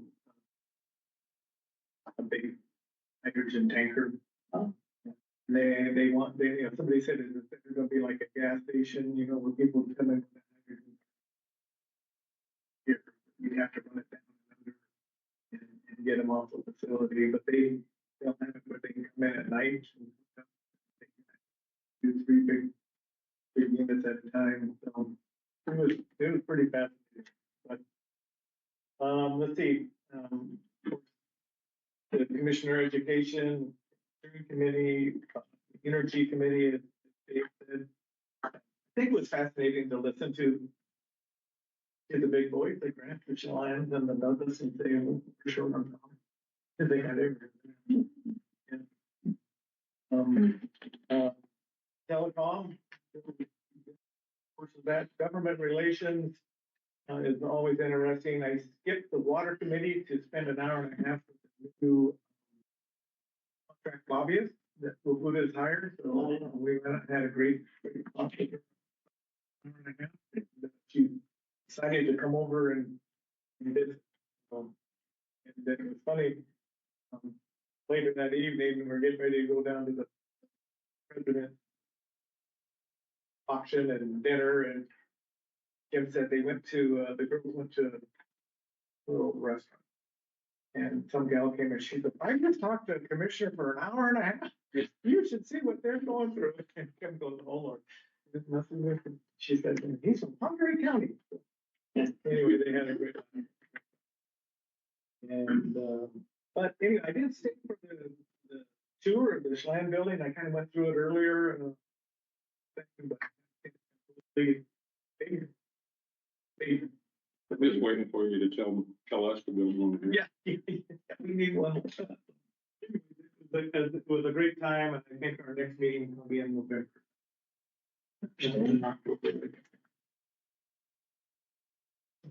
Oh, I think. Yep, no, that's it. Right, thank you, Kurt. So I to attend association's meeting in Wenatchee. I chaired the telecom committee and since I was unable to make it to Wednesday of the grand tour of Commissioner Education, but Kurt has passed off some notes to me, which I appreciate. The cornerstone presentation at telecom was from John Smith. That said, NOAANet, describing how NOAANet is dipping their toe in the water of retail service providers. And they're doing that in Chelan. I think they picked Chelan because John Smith had 5 friends there. I kind of questioned how successful it'll be, but time will tell. So that was very interesting. I did attend a water meeting, chatting there. That evening, there was a past president's banquet and auction. And our very own Kurt Knapp was there. He just cracked me up when he started speaking eloquently as the past, the present, and future, the importance of the association, but he started, I look up to everybody. He does. I attended virtually the special board meeting on the 23rd with the presentation for financial future. John, April, Sarah, Sergi, I think his name's a very nice job. Provide the groundwork for us for further thinking. Friday, the 27th, I attended the chamber meeting. And decisions were made. I'm going to answer because I saw your email, Sarah. The questions. Decisions were made by the chamber to support the EV station for another year. I would send that contractor memo, whatever you want to Maddie. Okay. She'll probably have special meetings. Anyway, but they were very curious on data regarding the charging station. Are people parking there a couple hours and going downtown? And then Sarah and I kind of worked last year, but it just kind of didn't quite get just the shakeup of with the chamber board. I think they promised something they didn't deliver. We'd like to have a little map station. People pull in, they can pull out a little map. See this is. Then a usual call with John Monday. Appreciate his time in doing that and shifted around. Well, that concluded my 2 weeks. Eight. How many people at the chamber meeting? Four of us, president, vice president, treasurer, and secretary, and somehow I got rotated to be secretary. Do they meet in person? It's been a combination. Well, it's probably be added to him. How long do they last? Hour and a half. Did you get talking? Okay. Yeah, sometimes it's even longer. Sometimes it goes up the rails too. But, all right, so we completed commission report. Let's go commission business. I was calling everybody else be first. I think I'll be first this time. I'm honored to be attending the Viet Veterans Recognition Lunch at the Camas Center on Friday the 4th. I'm gonna send that information out. We appreciate it, especially Susie down there. Yeah, a recognized employer.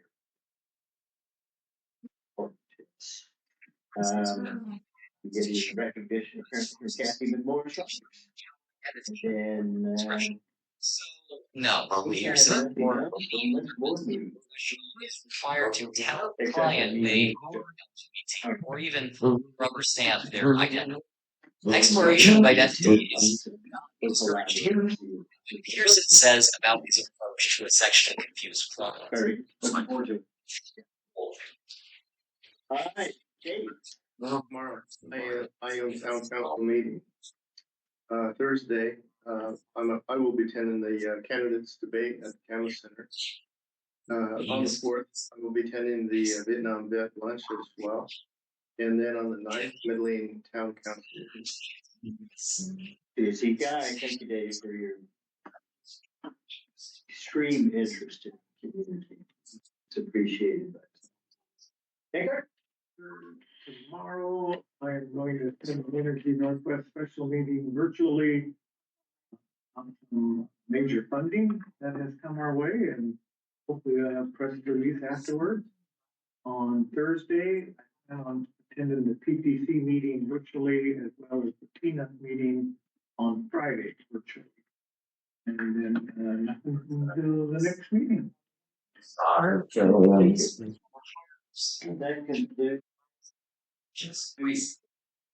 concludes business.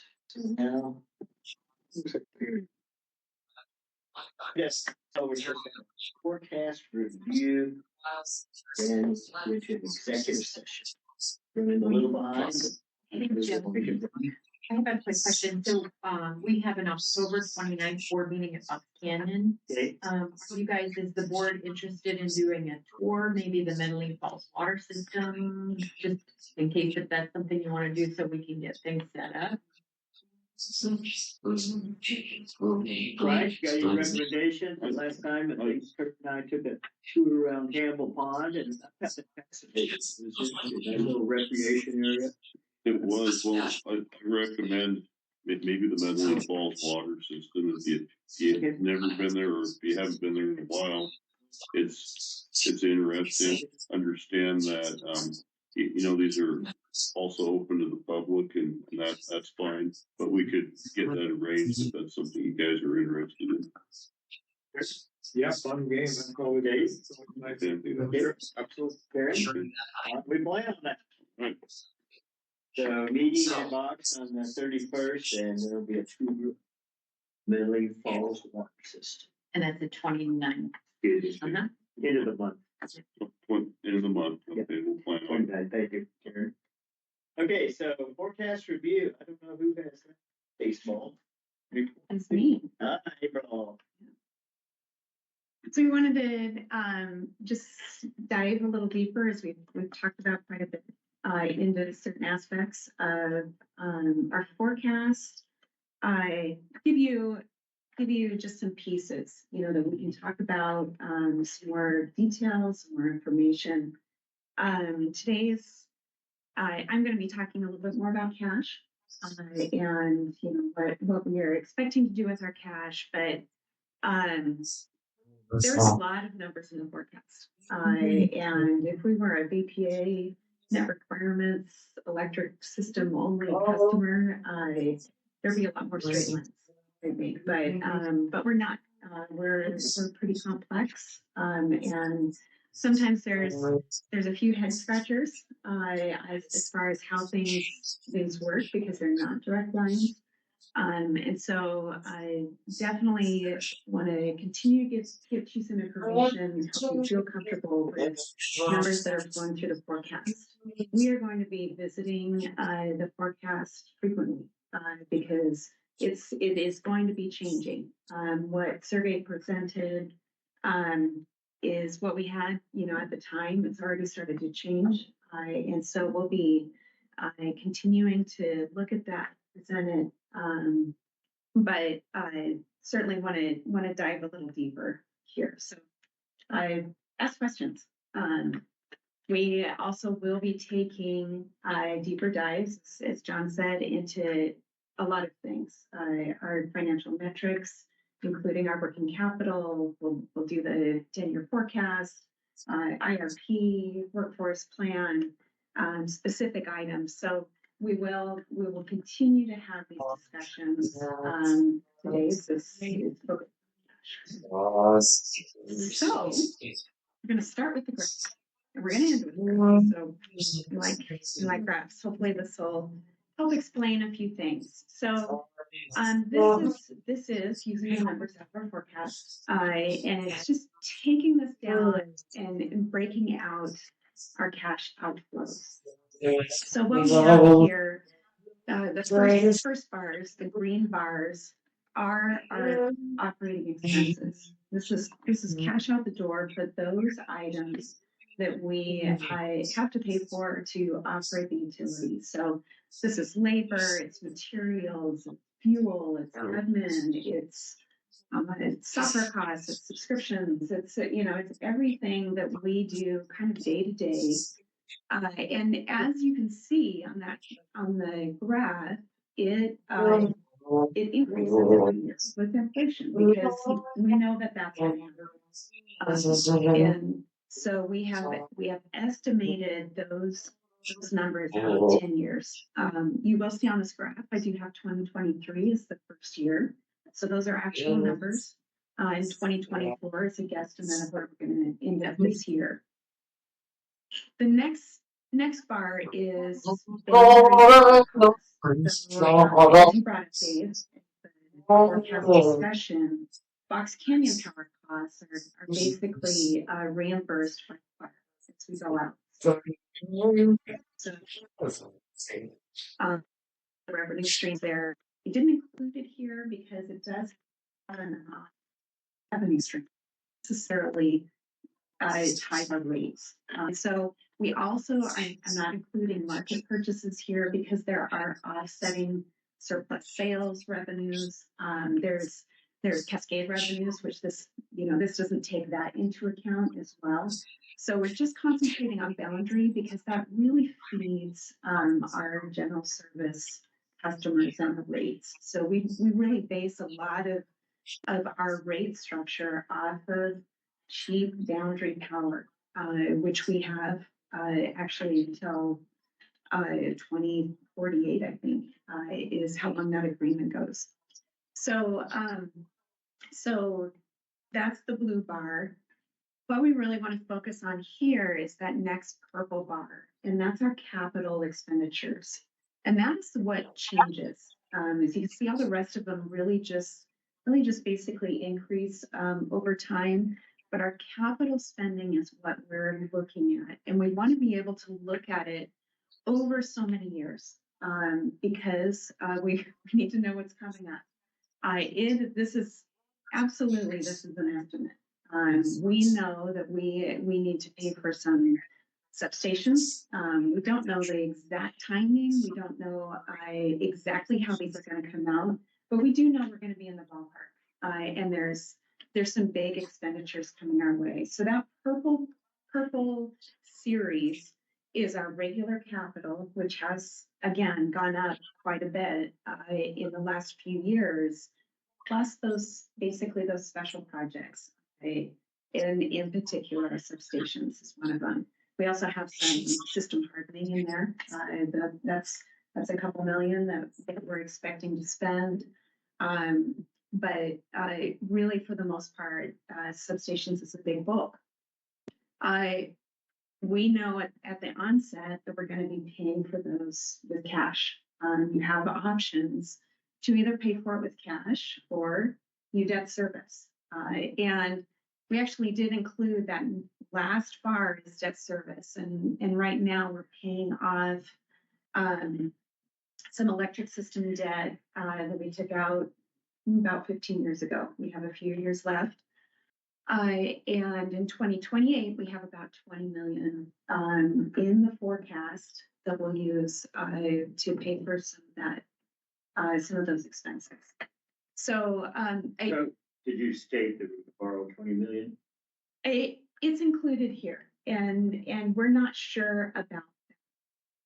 I included it here just so that you could see that is an ongoing expense. If we do borrow money, we continue to pay for that for 20 to 30 years. So that's just an added cash out. So either you're paying for it, now you're paying for it. So that's where we are with this. So then this actually is the same information. It's just stacked on top of each other. So same green bars, blue bars, purple bars. They're just stacked so that we could get a total look by year on where we're at. And then I added that black line is our rates from our revenue that we get from rates.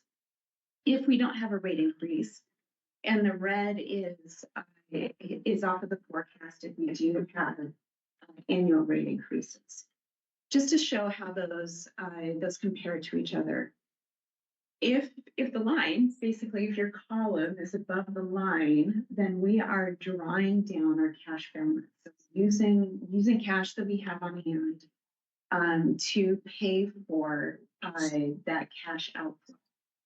And that's not getting reimbursed completely by rates. So anything above the line basically is a drawdown of cash. And as we look out over time, we're continuing to draw down cash quite a bit.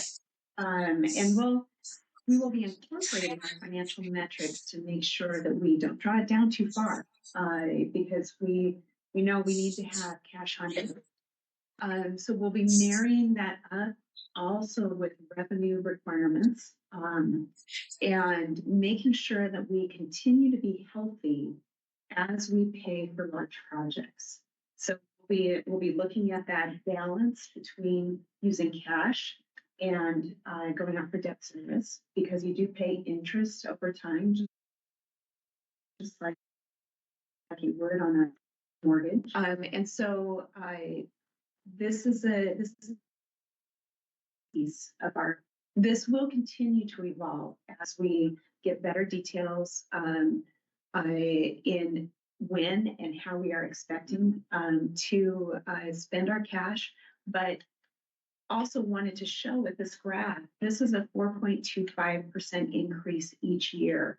But you can see how long it takes us really to grow that cash with annual revenue. So we again do not want to bounce around. As you said, Kurt, we don't want to have a 20% increase and then have no, and then, you know, we don't want to bounce around each year just to match up these cash requirements. We want to have it over time. We want to have minimal rate increases because we know that that's best for our customers, and honestly, that's best for us as well. You know, we do want to make sure that we are planning ahead. So I was hoping that this helps show some of why we do have cash right now and what we're expecting to use it for.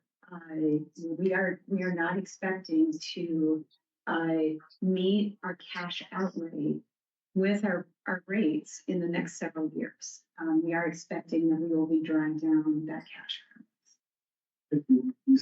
We heard about this last week too at the mid-seas and their projected rate increases, you know, multiple years in a row. And the other thing that's kind of fascinating about that, this is life as normal. This isn't for the unexpected. This isn't for runaway turbines or the January freeze or micro storms that could have been a lot worse. We have no control of that. Mm-hmm. But we do have control of how much money we have to have. So hopefully that's a helpful snippet for you. Again, we'll be talking in more detail. This again, definitely will continue to evolve. And we will, you know, we'll continue to dial more things down, but this is why we're looking at forecast, you know, and a 10-year projection, so that we can plan ahead, because we know we're going to have some big expenditures coming at us, and we want to make sure that we have a plan. So main problem that I sort of look fuzzy. We got this presentation somewhere. I'm not sure if it's sure. Is it there? I can put it to share. So I see, I guess in 2024, there's a intersection point at the red line, the black line, and I can see that's at $25 million, right? Mm-hmm. So where's the other $75 million? This is our spending for the year. So this is in our The cash. red and black line. That is what we expect to bring in rate revenue. So we will, for this year, we are expecting to spend more than we're bringing in from our billings, from our customer billings. Thank you. It doesn't have a cash balance. I thought about that. I thought about putting in a cash balance, but didn't want to confuse the issue. So we're expecting. That's easy to do. Yeah. All right. Does that conclude? I'm just wondering if you have more questions. That'll be coming. Yeah. So be thinking about, you know, those questions that you have. Okay. We will dive deeper, but we certainly are happy to answer questions. Okay. Appreciate it. Nice presentation. All right, so the last thing on the agenda was a executive session. It was planned for 10:30. That's not gonna happen. But the meeting was supposed to adjourn at 12 p.m. Do you want to fit it in that time frame, or do you want to extend and say the meeting's gonna adjourn at 12:30? Do that. I don't know, it's up to you guys. I say let's dive in. And So we can come down at 12. So I'm gonna call an executive session for, say, 1 hour. And then we'll extend if it's necessary. Be glad to do so. So the formal language is the board is going into a 1 hour executive session for the review of performance of a public employee, 11 a.m. in the Riverside. If the executive session needs to be extended, then I will public announce such an extension.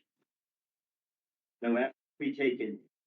Following the executive session, we will rejoin this open session to take any action or to adjourn the meeting. As a reminder for those that may be leaving, next meeting will be held on Tuesday, October 15th, beginning 8:30 a.m. here at the Newport Conference Room via Microsoft Teams.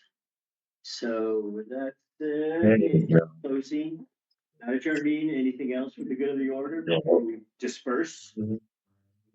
Just want to mention, Joe, I won't be able to make your ceremony there. I got The Veterans Day. rescheduled commitment. But wanted to thank you for your service. Thank you. Appreciate it. Pretty cool. It sounds like it'd be a good one to go to. Yeah, a long time ago. Kind of back, and I think we were talking on Monday in the era with the military folk. Nice to see. Remember it well. An appreciation. Served. All right, let's get to work.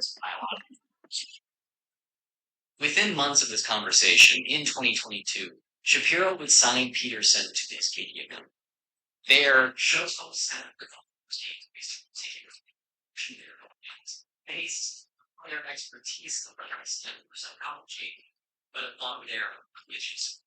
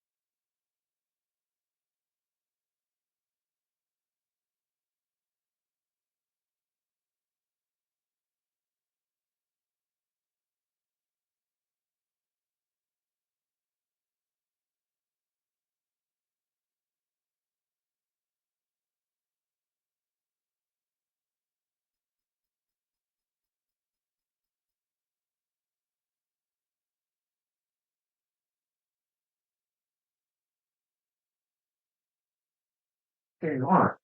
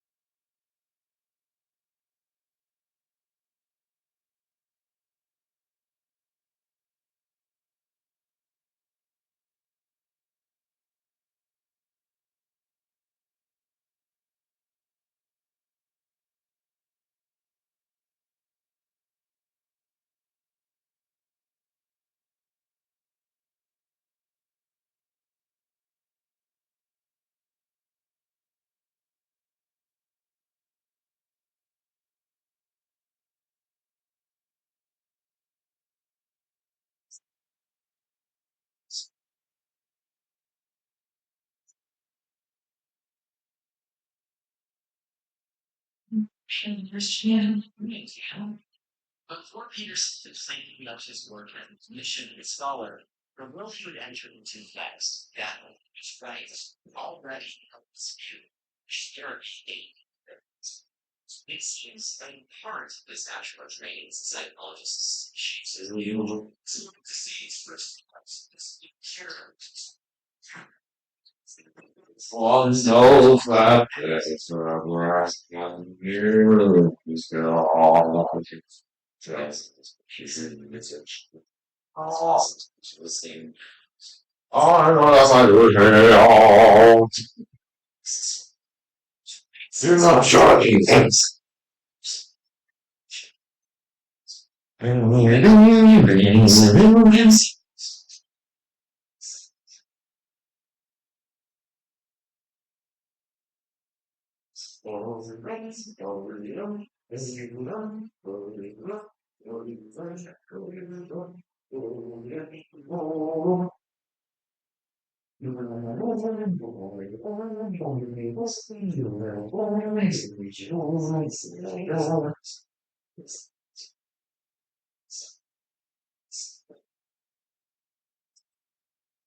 Plastic love as one.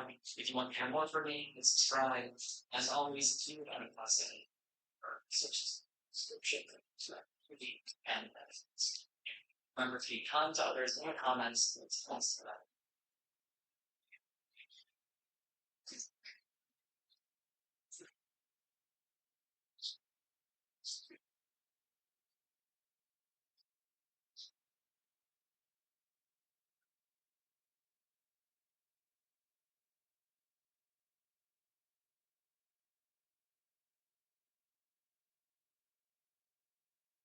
Epic Minds of Pain video game of Cosmic Celebration.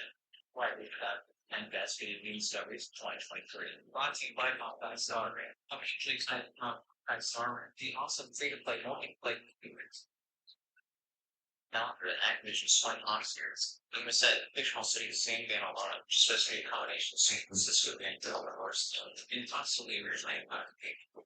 This different outcomes I spent this theater on the way to the next Monster 60 is going to be just this year. 16 years after the release of the game. Some things that don't even demo the game. It plays a cow. And that's unfortunately that's even about final version state, which is the other big display. As she has a series of roots now about that. What this goes wrong is still not known. So she's not going to go best in the final game. So honestly, pretty fully.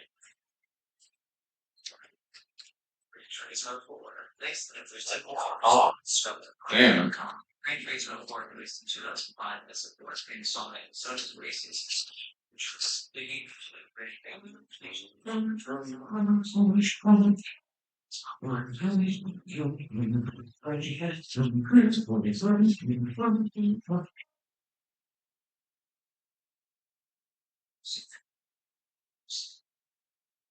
Sometimes I can see walls. Never at my service. So trash.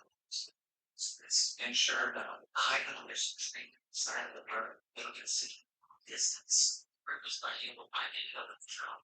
Capture all the freedom. This guy is watching the first years of this.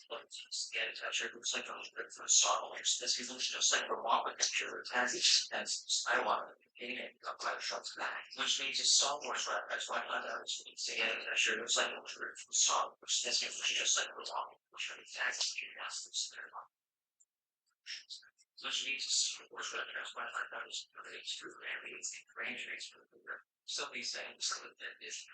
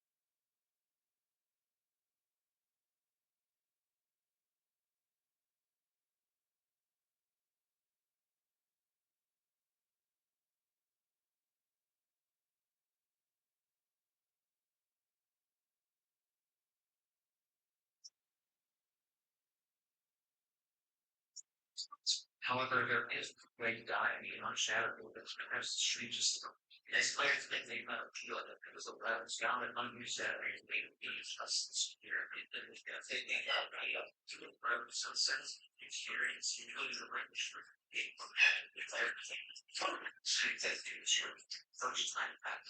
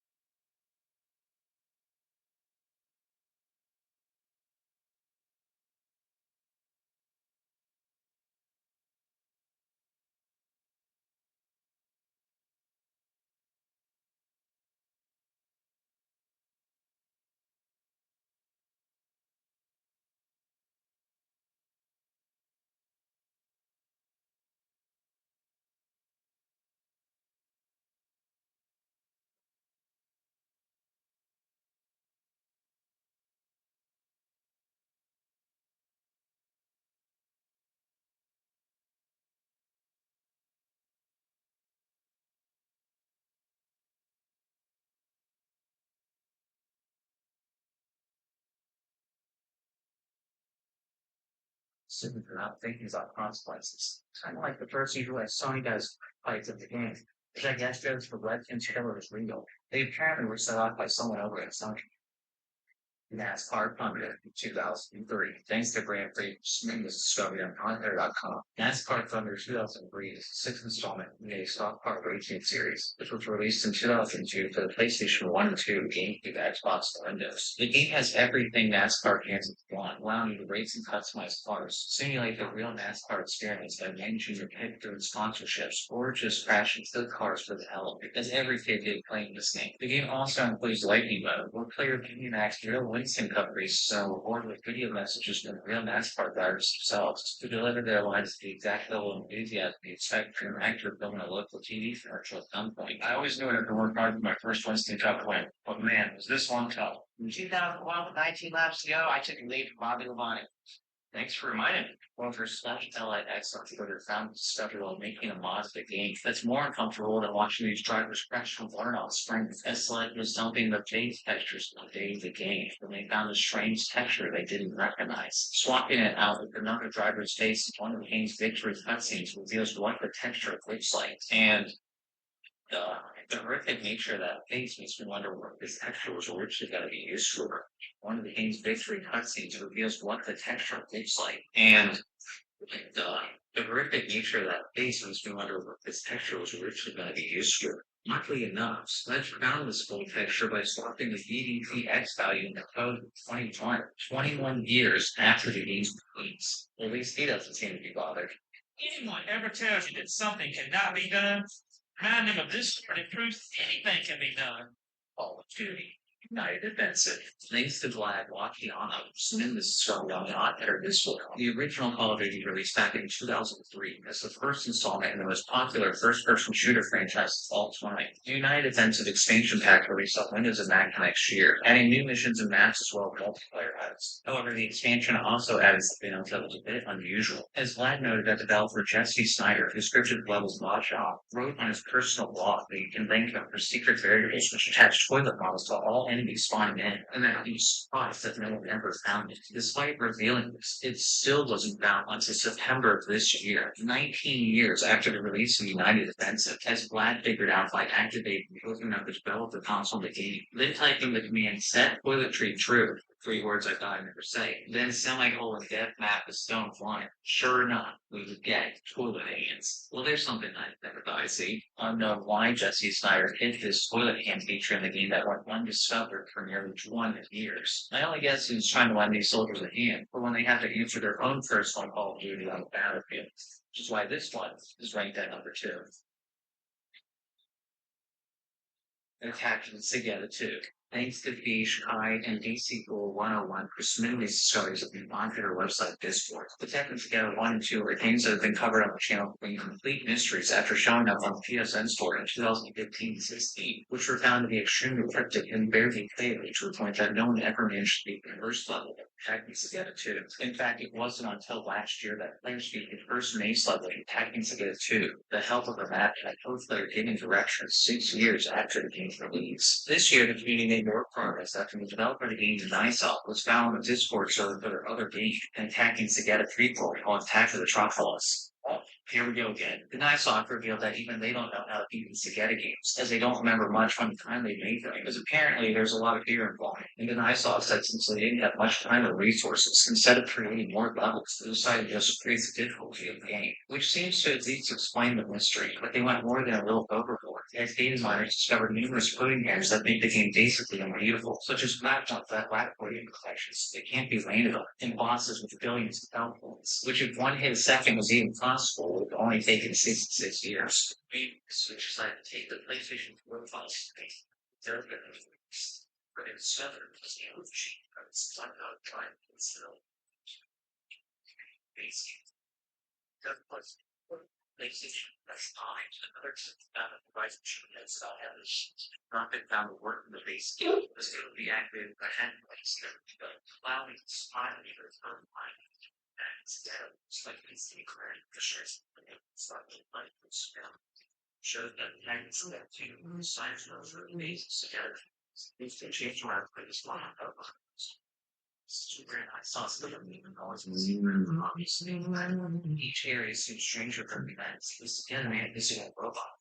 The symbol of the human spaceship in the sky, and it's after by taking nice materials, which is a giant box with attached together with that actually looks pretty cool. There's one of those strange things that don't appear to be anything here. English or Spanish, filled with lots of untextured objects in the background, called Polygon and Bosky. In the end, Sagetta Man is what the game called Saturn. Ending up in space with bright statue heads with freaking laser beams coming out of their eyes, and then back to what looks like another factory with an untextured character model fire inside a glass case. Running up to the figure finally reveals the game's long-awaited conclusion. To be continued. What the? Well, I guess at this point, we'll just have to wait for Attacking Sagetta, the trailer of which dropped 5 months ago. Damn. And GTA 6, thing I just found the most anticipated upcoming game of the year. Let's just hope we can get past the first level. The next thing in the Honkai Star Rail for sponsoring this video. Honkai Star Rail continues play versus smooth gameplay and high quality visual design that I'm personally a huge fan of. Well, the fact it has over 1 million downloads speaks for itself. A really cool feature is that it also supports cross-platform play, as it shares your game data across both mobile and PC, allowing you to play anywhere at any time. Uncover secrets that you experience incredibly immersive sci-fi epic in a vast universe spanning thousands of years. Filled with lots of fun side quests, rich lore, and well-written dialogue. With 1.6 update units, Sway, a quantum-type character following the path of destruction, as well as Stellar Rock Hunter's Blade and Compta, and Dr. Ratio, an imaginary-type character who's obsessed pursuit of knowledge. Experience a new adventure in the new maps polluting them, and we head to the space station to assist Rooney A, a mysterious ice biologist along with news periods and current discovered. View my link in codes down below. 50 stellar Jades now. Log in for 7 days to get 10 3-star rail cards and use them to put a roommate or Dr. Ratio. And log in to Honkai.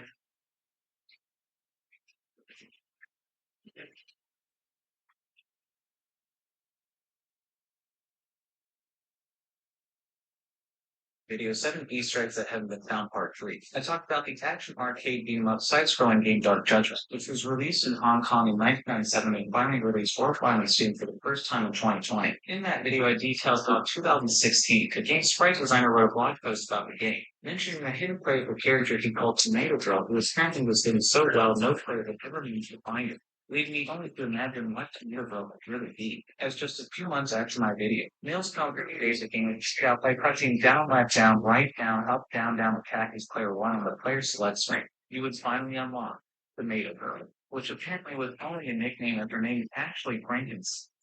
Not exactly sure how anyone was supposed to find that. Not only that, the nail was also found by pressing down, down, left, left, up, up, right, right, jump on the same screen. You know, like a second playable character named Little Carol, who might actually kick the most ass out of anyone in this game, making that 2 Easter egg nails uncovered that were actually in the game for 24 years. As well, confirmed my prediction for the Dana Girl wasn't actually that far off. Well, with some adjustment.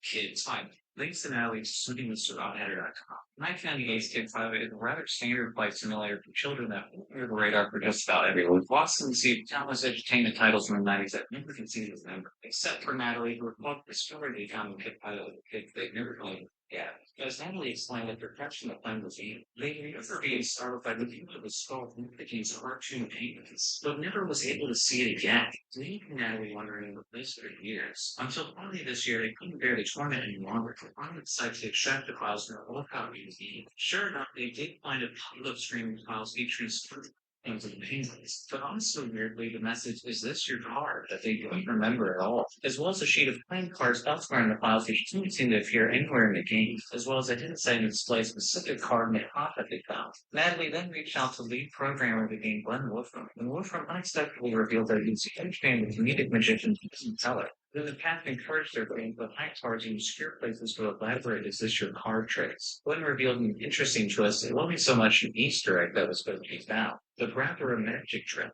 as well as a tribute to his favorite magicians. The trick being, first you get a friend to pick a card. You set the card in the secret setting that Natalie found without them noticing. Get your friend to play the games, and then crash the plane to Las Vegas with Penn and Teller to form. When you would then say, is this your card, as the card they chose appeared on screen, tricking your clueless friend on the dice. Glenn revealed Penn and Teller declined to get their endorsement, playing Las Vegas with Penn and Teller to form.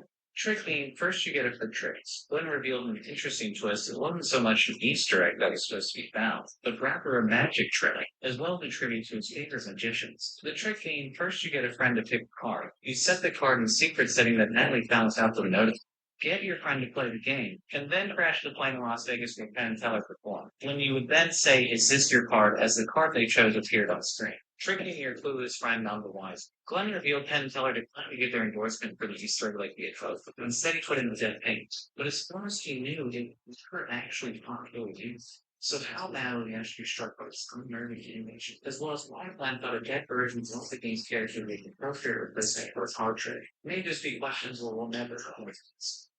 Five, I said price, sister location. Thanks to Ashley for submitting this on Unhitter.com. 2016's Five Nights at Freddy's sister location was the fifth installment of the hugely popular Jump Scare Garage series. Taking players against the style and recognizing locations connected to the fictional Freddy Fazbear Pizza franchise. While the series is known for its countless game-forward game failures and mysterious questions, that didn't stop Five Nights at Freddy's data miner and technical document Ashley from finding something in the game for the first time in 5 years that completely defies explanation from the rest of the game. And don't worry, it's not a jump scare. I wouldn't do that to you. As Ashley found on night 2 when traveling through the reward housing, by staying still and holding down 0 and 1 keys simultaneously for exactly 1 minute and 1 seconds, the game suddenly switches over to a blue screen. And then by pressing 1 again immediately after, it would suddenly switch to a strange display of differing numbers, some of which eventually go static. The hell is this? What's particularly mysterious about this is Ashley confirmed that every step of this discovery is intentionally hard-coded into the game, confirming it did something completely intentional and not something that wasn't meant to be found.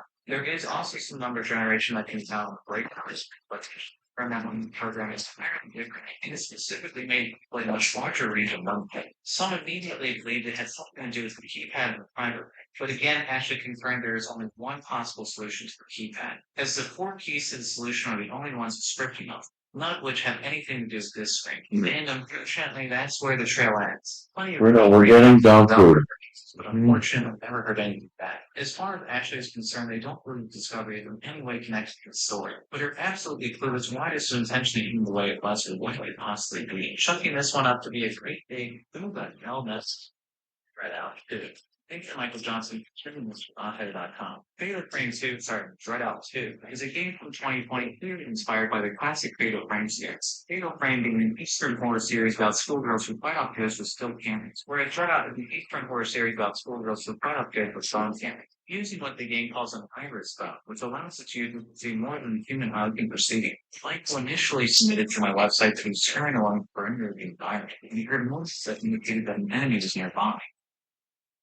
We couldn't determine what it was or get closer to where the sound was leading. At first, that's all it was. So Michael managed to figure out an exploit where if you switch the pre camera and then move the camera far enough away, the environment and his wall collision would deplug, allowing him to move his position freely and get on the other side of the barriers. Using this glitch, Michael decided to explore out of bounds the area where he initially heard the noises, only to realize there was an Easter egg out of bounds featuring this weird has to do with the cats. There's apparently a mythological creature from Indonesian folklore named Buta of Egypt, but yet this still wasn't where the sound was coming from. Because right next to Buta is a staircase leading down.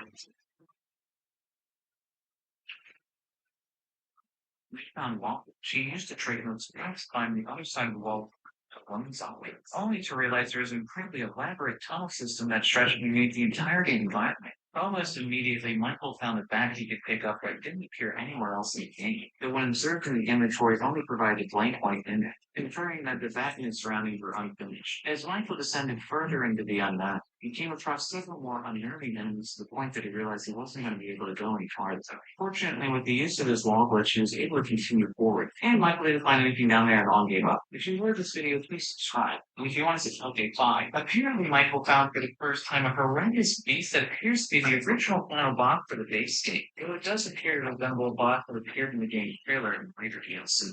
Fortunately, this city's creature doesn't have any active AI and can be easily defeated. And after ridding the environment of the atrocity, if you make the side of this door like found, would it appear to be at the top? A small area in front.